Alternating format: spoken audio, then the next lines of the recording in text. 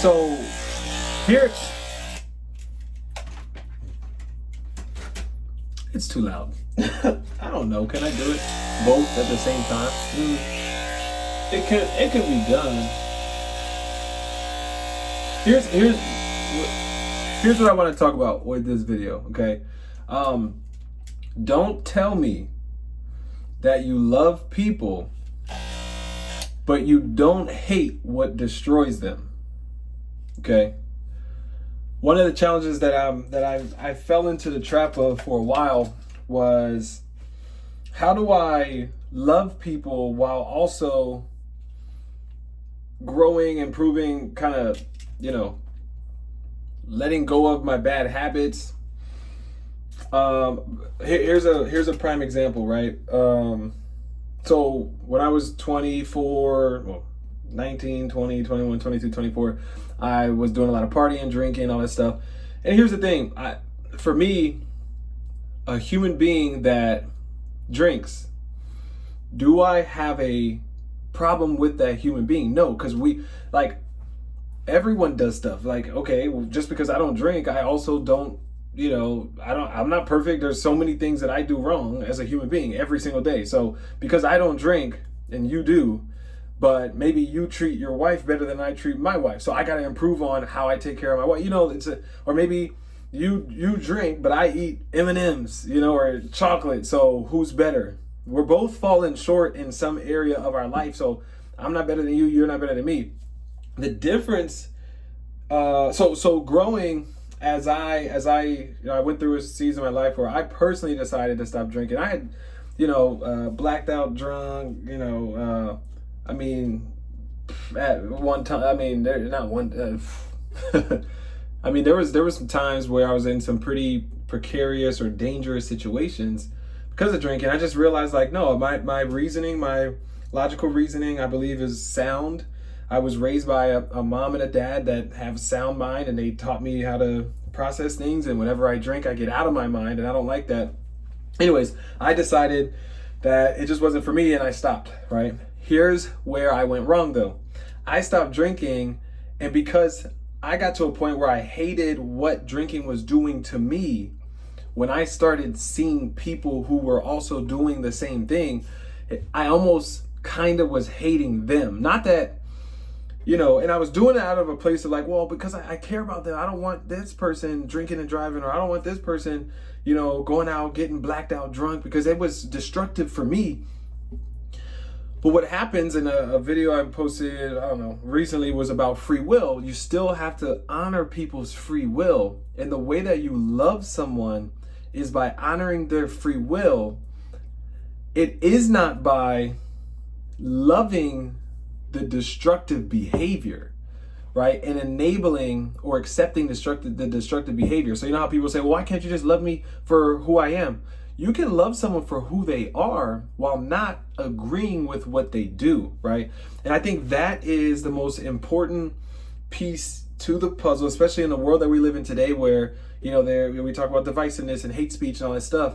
And there are people that are divisive and hateful. And then there are people that are loving. And we've all been called to love each other as human beings, right? Love your neighbor as treat your neighbor as you'd like to be treated. What we're not called to do, though, is love our neighbor and their evil, or love our neighbor and their destructive behavior, right? And so what I've learned is part of loving somebody, again, as I said at the beginning, is hating their dysfunction or hating their evil or hating the thing that destroys them. So, and again, it's not that you drink here and there, whatever. It's just, it's going to destroy you. You can have something like wine. I know is actually good for your heart, all this stuff, right? Here's the thing, though. If you are somebody who you are dependent on alcohol or drugs, or maybe you're cheating on your wife or all this different stuff, right? I got to ask myself, if you are someone who cheats on your wife, is that constructive to humanity? Is that going to help humanity thrive, or is it destructive to humanity, right? And so, to me, for at least from what I've seen, deception, lying, cheating on somebody, all this different stuff, these are all destructive. This is toxic or destructive behavior. And so I cannot live a life where I'm in agreement with your destructive behavior, or because I don't want you to feel bad, I say, hey, I love the fact that you cheated on your spouse. No, I don't. I love you, because we're all imperfect. We're all called to love each other. However, I hate what you did. I hate the fact, like I'm okay. I'm allowed to hate evil. And I think a lot of us get trapped up where we think that if I hate what you did, that means I hate you, and I'm not willing to hate you, so I'm not willing to hate what you did. And those two things are not the same, right? And so, that's all I got, man. I just think it's important for people to know that, and I think a lot of people are struggling with it because they're either choosing to hate people because they're not perfect, which no one's perfect. I don't care what church you go to or what mosque you go to or what religion you practice, you're not perfect. And so to talk down on, condemn, or judge people who are also not perfect is, he who cast the first stone, or I mean, let's just, who are you?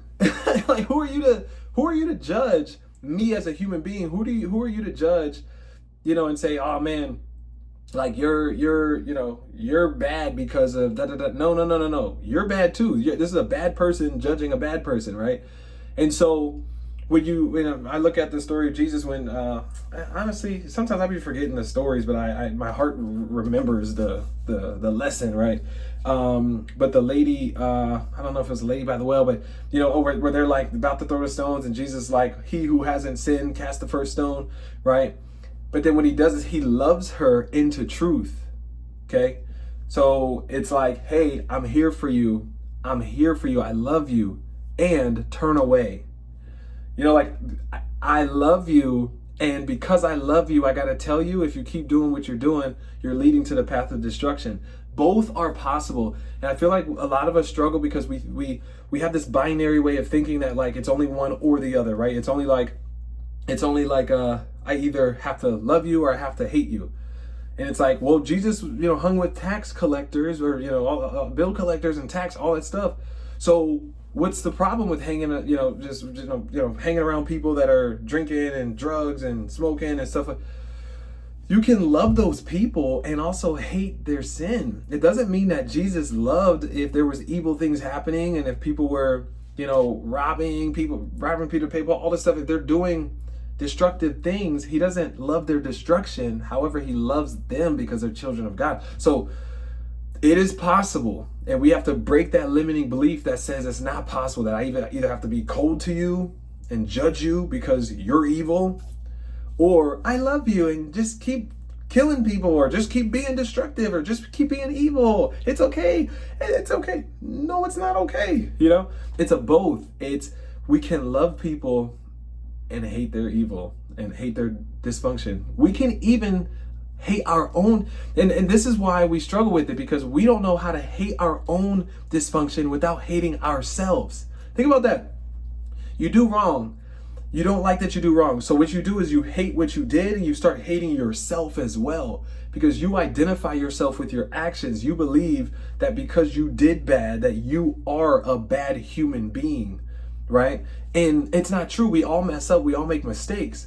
And so if I can look at myself and say, man, I messed up today, I made a mistake today, and I still love myself, even though I made a mistake, I can love myself, but still fix my mistake, right? And the only way I'm willing to fix my mistake is if I'm willing to hate the mistakes I'm making. It can't turn into me condemning or hating myself, right? And so when we can do that for ourselves, when I can say, hey man, what I'm doing needs to change. This is not okay. I need to repent, to turn away. I have to get better because this is not good. This is destructive for me and everyone who cares about me.